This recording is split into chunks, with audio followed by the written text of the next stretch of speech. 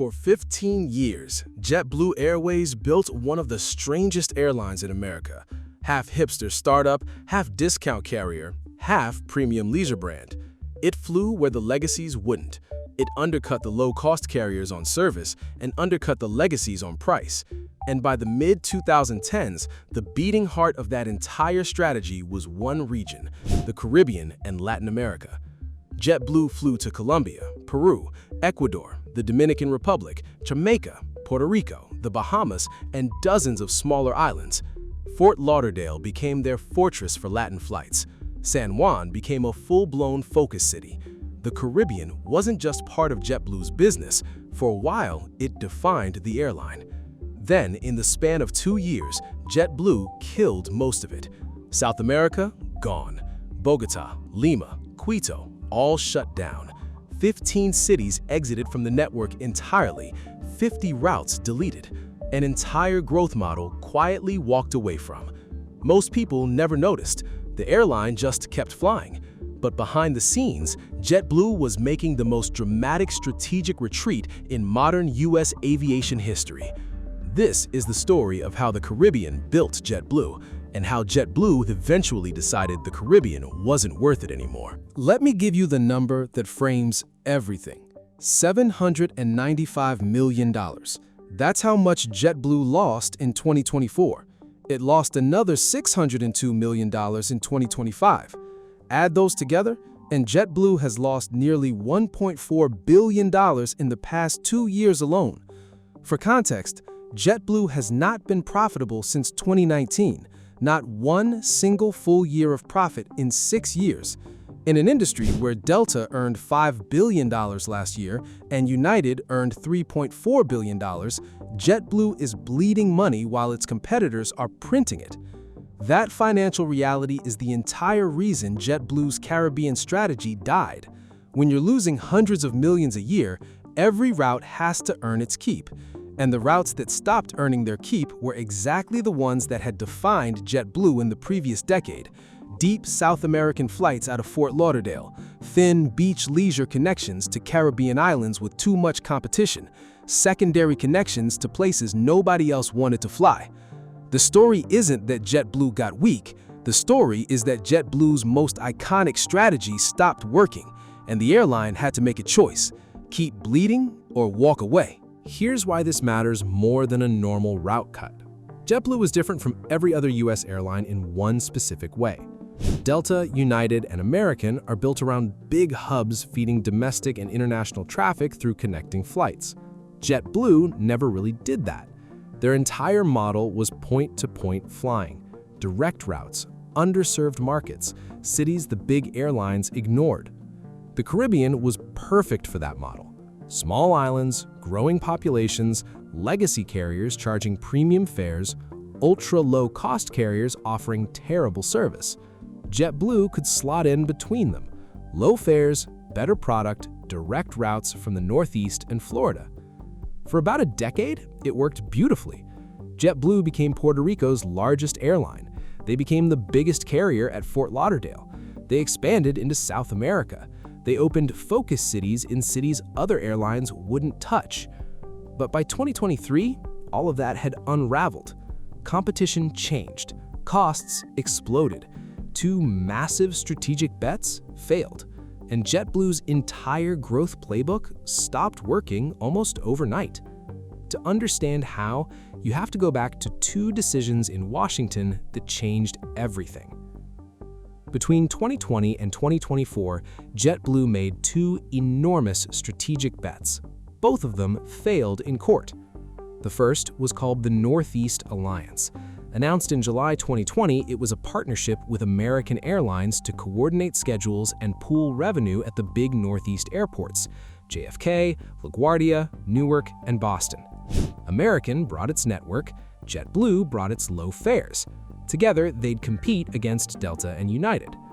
For 3 years, it worked. JetBlue grew LaGuardia seats 178% above 2019 levels. They became a real force in New York. Then, in May 2023, a federal judge ruled the alliance violated antitrust law. 2 months later, JetBlue killed it. LaGuardia service was slashed 30%. The Northeast expansion was gone. But JetBlue had a second bet ready, and it was even bigger.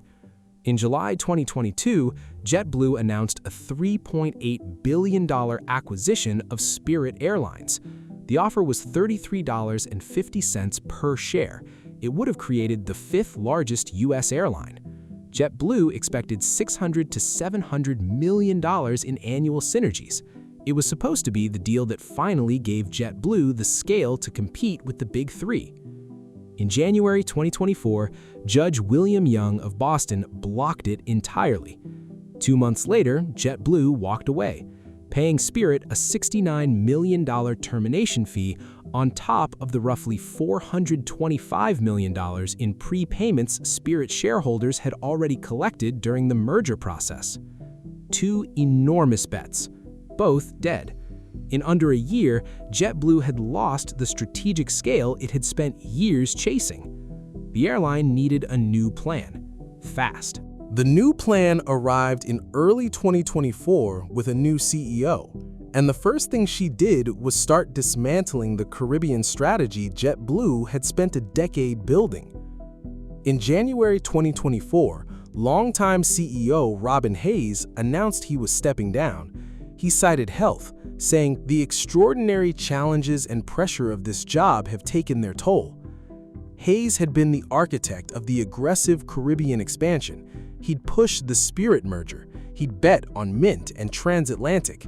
He was the man who made JetBlue into what it had become. He was replaced by Joanna Girardi on February 12, 2024, the first woman to lead a major U.S. airline. She'd been at JetBlue since 2005, most recently as president and chief operating officer. She knew the airline inside and out. She also knew, better than anyone, exactly which routes were losing money. Alongside her, JetBlue brought in Marty St. George as president, and together they launched something called Jet Forward. Jet Forward is essentially the anti-growth plan. It has 4 pillars: reliable service, the best U.S. East Coast leisure network, enhancing customer value through premium products, and a secure financial future. Notice what's not on that list: aggressive Caribbean expansion, Latin American growth, point-to-point routes to secondary international markets. All of that quietly got removed from the strategic priorities, and within 4 months, the retreat began. On June 13, 2024, JetBlue exited 5 cities in a single day: Bogotá, Colombia, Lima, Peru, Quito, Ecuador, Kansas City, and Newburgh, New York. The 3 South American cuts were the big story. Bogotá, Lima, and Quito had been the deepest Latin American reach JetBlue had ever built. All 3 routes had operated primarily out of Fort Lauderdale, the airport JetBlue had spent 2 decades turning into a Caribbean and Latin gateway. President Marty St. George explained why in the earnings call.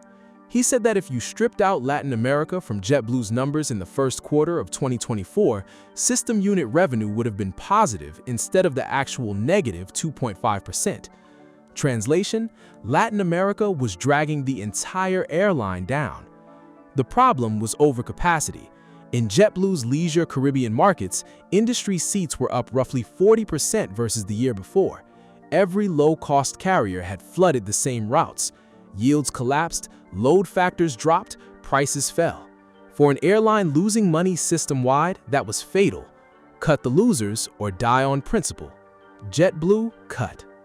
By January 2025, the total exit list had grown to 15 cities and more than 50 routes: Baltimore, Charlotte, Minneapolis, Asheville, Belize City, all gone. In 2026, JetBlue dropped 5 more destinations from Newark alone: Aruba, Cancun, Punta Cana, Santo Domingo, and Tampa. Manchester, New Hampshire went too. Every one of these was a route JetBlue had once believed in. Here's what most people miss. While JetBlue was killing routes across South America and secondary markets, they were quietly doing the opposite at 2 specific places: Fort Lauderdale and San Juan. At Fort Lauderdale, JetBlue announced in September 2025 they'd hit 113 peak daily departures to 46 non-stop destinations by December. the largest FLL operation in the airline's history.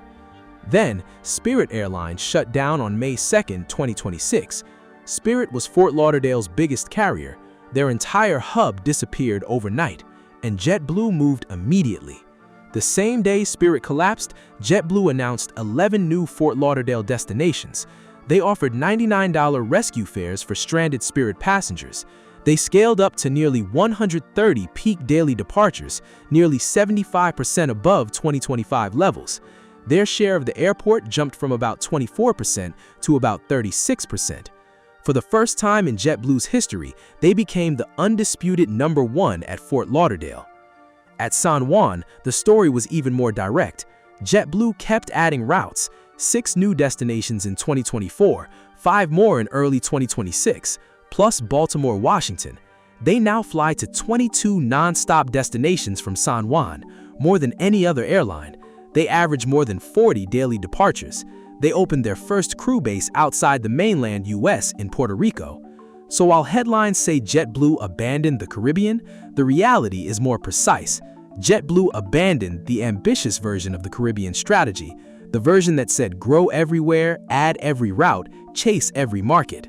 What remained is the strong core, Fort Lauderdale and San Juan, the 2 places where JetBlue was already winning. Here's the way I keep thinking about this. For 20 years, JetBlue was a growth story. Every year, more routes. Every year, more destinations. Every year, more Caribbean flights, more Latin American cities, more of everything. Then, 2 federal court rulings killed the growth model, and a new CEO decided the only way forward was to stop growing entirely. The Caribbean strategy that once defined JetBlue is now a shadow of what it was. Bogotá is closed. Lima is closed. Quito is closed. 15 cities are gone. 50 routes deleted. What's left is 2 strong gateways, Fort Lauderdale and San Juan, plus a premium transatlantic push and a domestic Northeast leisure focus. That's not the JetBlue that existed in 2019. That's not the JetBlue that pursued Spirit or built the Northeast Alliance. That's a fundamentally different airline, wearing the same brand, using the same planes, flying much less ambitious routes. Whether it survives as an independent company for the next decade, nobody knows. But the aggressive Caribbean growth engine that once defined JetBlue is gone, rationalized, retreated from, left behind for a more disciplined, more premium, more selective version of the airline. And in an industry where every legacy carrier is investing billions to lock in their fortress hubs, JetBlue is doing the opposite, retreating to defend what's already profitable, cutting everything else. Sometimes that's not weakness. Sometimes that's survival. But sometimes it looks a lot like the same thing. If you want more of these, the aviation strategy stories nobody else is covering, subscribe, and I'll see you at the next gate.